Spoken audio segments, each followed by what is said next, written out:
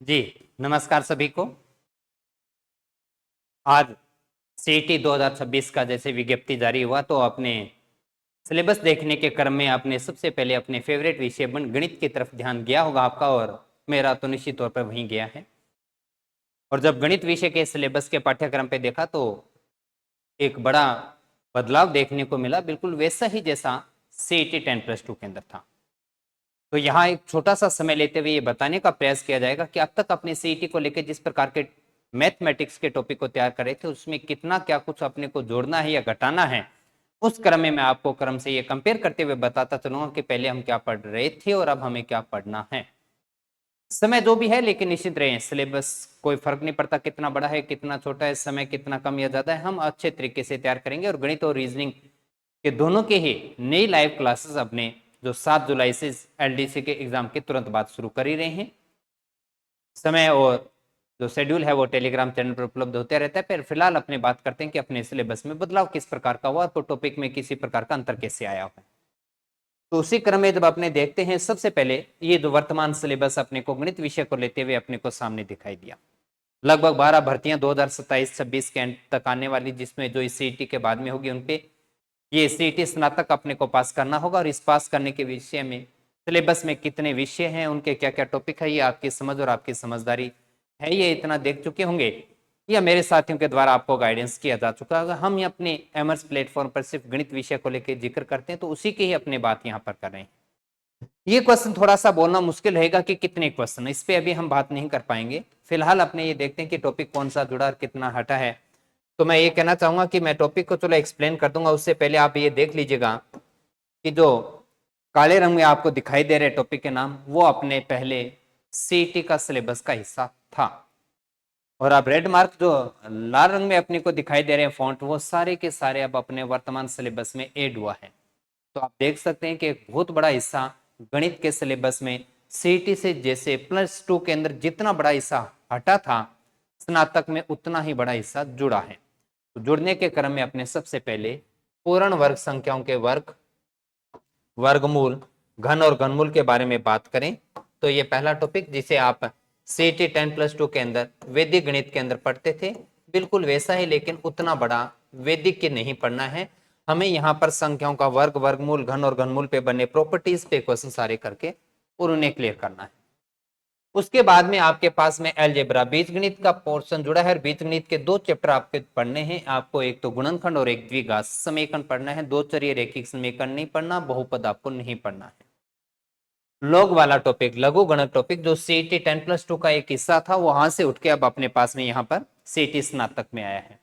उसके बाद में सामान्य अब अपने को एक चीज देखने को मिली है कि आपने 2025 के बाद में जो भी जितने भी एग्जाम हो रहे हैं उसमें कॉमन अर्थमेटिक्स के तौर पर या एक इंट्रो के तौर पर गणित का एलसीएम और एचसीएफ टॉपिक आपको ज्यादातर देना शुरू किया जा चुका है। तो इस टॉपिक को आपको तैयार करना ही अच्छे से। उसके क्रम में बाद में यहां से अपने आ जाते हैं 2 टॉपिक, टाइम एंड स्पीड और टाइम एंड वर्क, जो कि 10+2 के लिए भी और अपने स्नातक स्तर पे भी पढ़ना है। और उसके बाद में आ जाता है ज्योमेट्री।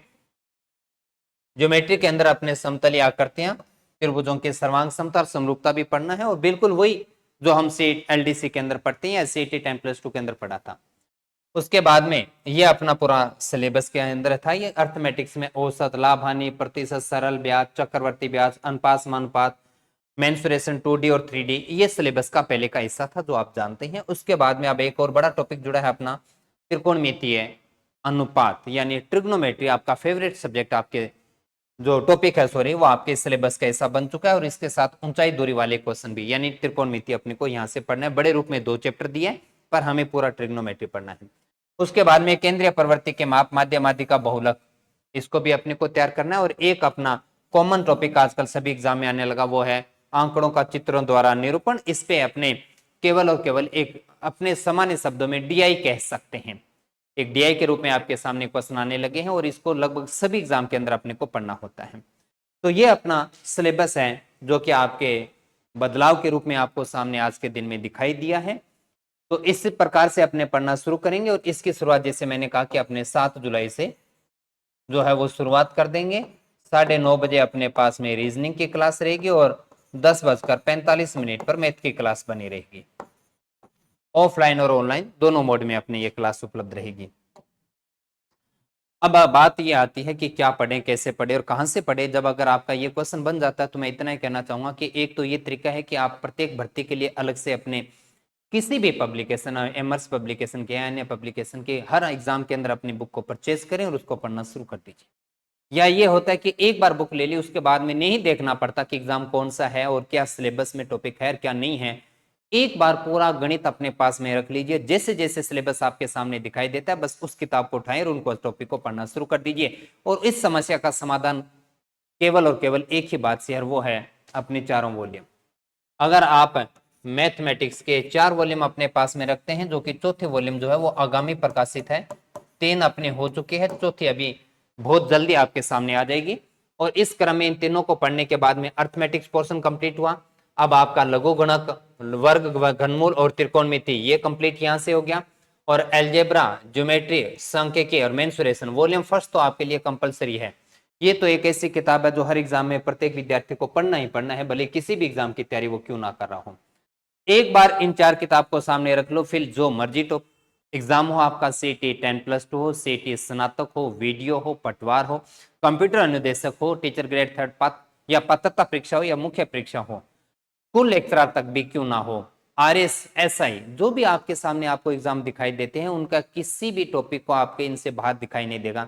सारे टॉपिक बड़े अच्छे से थ्योरी पोर्शन के साथ, एमसीक्यू प्रश्नों के साथ और 2011 से 2026 वर्तमान हुए जून 2026 तक के पीवाईक्यू प्रश्नों के साथ में चारों किताबें अपने पास में रखो। और बस जैसे ही भी सिलेबस आपके सामने आता है सिलेबस निकालो, उस किताब को उठा लीजिए जिस किताब में वो टॉपिक है, पढ़ना शुरू कर दीजिए। नया जब भी कुछ जुड़ेगा आपको दोबारा कभी नहीं पैसा लगाना, क्योंकि जब भी नए कंटेंट को मैं आगे ऐड करता चलूंगा पीवाईक्यू के माध्यम से, आपको पीडीएफ के माध्यम से अपने एमर्स एकेडमी के टेलीग्राम पर या एप्लीकेशन के ई बुक सेक्शन में फ्री ऑफ कॉस्ट उपलब्ध करवाया जाता है, ताकि अगले 2 4 5 पेज के लिए आपको ये सोचना ना पड़े यार किताब पुरानी है कि मुझे नया परचेज करना पड़ेगा। बिल्कुल नहीं, अगले 5 पेज का प्रिंट आउट निकालो, अपनी किताब के पीछे लगाओ और किताब नई एकदम आपके सामने तैयार। जो भी अपडेट करूंगा आज और आज से आगे आने वाले सालों के अंदर आपको तुरंत उपलब्ध होगा। दोबारा आपको बुक कभी नहीं परचेज करनी पड़ेगी और किसी भी एग्जाम के लिए कोई ऐसा टॉपिक आपको दिखेगा नहीं कि यार ये एग्जाम है और ये टॉपिक मेरे को दिखाई नहीं दे रहा, ये कभी नहीं होगा। तो इतना सब कुछ, और इसके इंग्लिश मीडियम के अंदर अभी तक हम अपने जो है वॉल्यूम फर्स्ट के अंदर पहुंचे हैं। ये बुक जो अपने वीडियो और सीटी और पटवार के लिए जो कॉमन निकाला था, लेकिन इसमें थोड़ा सा इश्यू आएगा कि सीटी स्नातक के अब वर्तमान समय के अकॉर्डिंग जुड़े टॉपिक, क्योंकि हमने इस बुक को जो पिछला सिलेबस था उसके अकॉर्डिंग, लेकिन वीडियो के अकॉर्डिंग आपका ये प्रॉपर है। पर मैं ये तो कहना चाहूंगा, हालांकि मेरी खुद की किताब है फिर भी मैं कहना चाहूंगा अगर चारों किताबें आपके सामने है तो इसको नहीं लेना। और यदि आप बहुत सीमित सिलेबस के साथ अपने आप को गणित में रखना चाहते हैं, सिर्फ पॉइंट टू पॉइंट और टॉपिक सिलेबस के अकॉर्डिंग रखना चाहते हैं, तो ये आपके सामने ऑप्शन है।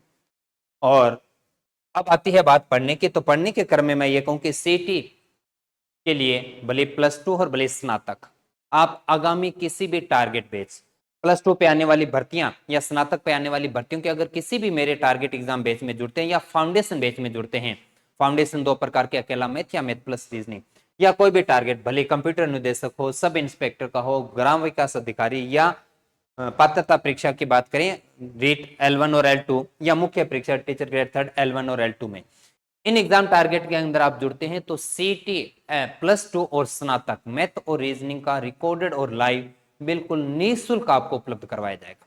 किसी प्रकार का कोई चार्ज नहीं है, क्योंकि हमारा टारगेट सीटी पास ही करना नहीं है, हमारा टारगेट सीटी को निकालने के बाद में आने वाली मुख्य परीक्षा को निकालना है, जो अपना एग्जाम टारगेट है। इसलिए आप उसी को ही पढ़ना शुरू करें और उसके साथ सीटी तो अपने आप पता चलेगा, आपको उपलब्ध करवाया जाएगा। लेकिन यदि आप इतना आगे की सोचना ही नहीं चाहते और यहां तक नहीं जाना चाहते, तो उस क्रम में अपना सीटी का +2 और स्नातक दोनों का जो है वो अलग से उपलब्ध है अपने पास में, रिकॉर्डेड फॉर्मेट में पूरा है, पीवाईक्यू सारे पहले से करवाए जा चुके हैं। अब यहां से आपके पास में 2 चीजें होगी, एक होगा आपका टेस्ट और दूसरा लाइव आपका कोर्स एक बार और करवाया जाएगा। ये 2 काम मैं करवा देता हूं, क्योंकि आपका जो क्रैश कोर्स है वो तो एग्जाम के बिल्कुल नजदीक, रिकॉर्डेड एक बार पूरा है और आपके पीवाईक्यू एक बार आपके कोर्स में पूरे हैं। तो अब लाइव क्लास जो कि अपने मैं बता चुका हूं कि 7 जुलाई से अपने शुरू करेंगे, टाइमिंग 9:30 से लेके 12 बजे तक, मैथ और रीजनिंग दोनों लगातार आपको पढ़ना है। तो ये है अपना एग्जाम टारगेट और ये है अपना सिलेबस में हुआ बदलाव। बस आज से ही पढ़ना शुरू कर दीजिए। एलडीसी आपका टारगेट है, निश्चित तौर पर आप एलडीसी में सफल होंगे। उसके बाद में आप अपने रुचि से पढ़ना जारी रखिएगा, लेकिन आपको ऐसा नहीं है कि आपकी बेरोजगारी दूर करने के लिए आपको पढ़ना होगा, क्योंकि आप निश्चित तौर पर एलडीसी के अंदर सफल हो चुके होंगे। लेकिन जिनका एलडीसी का टारगेट नहीं है, उनको आज से और अभी से ही शुरुआत कर देना है, नहीं इंतजार करना है 7 तारीख का, क्योंकि जब मैं शुरू करूं उससे पहले पहले आपके कम से कम 2-4 टॉपिक तो निकल चुके होने चाहिए, क्योंकि मेरी तरफ से तो सिलेबस एक बार पूरा आपको दिया ही हुआ है। बहुत अच्छे तरीके से आप अपनी तैयारी की शुरुआत कीजिए और इसे अच्छे तरीके से स्कोर करेंगे और आगामी आने वाले एग्जाम टारगेट को भी अपने कवर करेंगे। इन्हीं शुभकामनाओं के साथ आज इतना ही, धन्यवाद।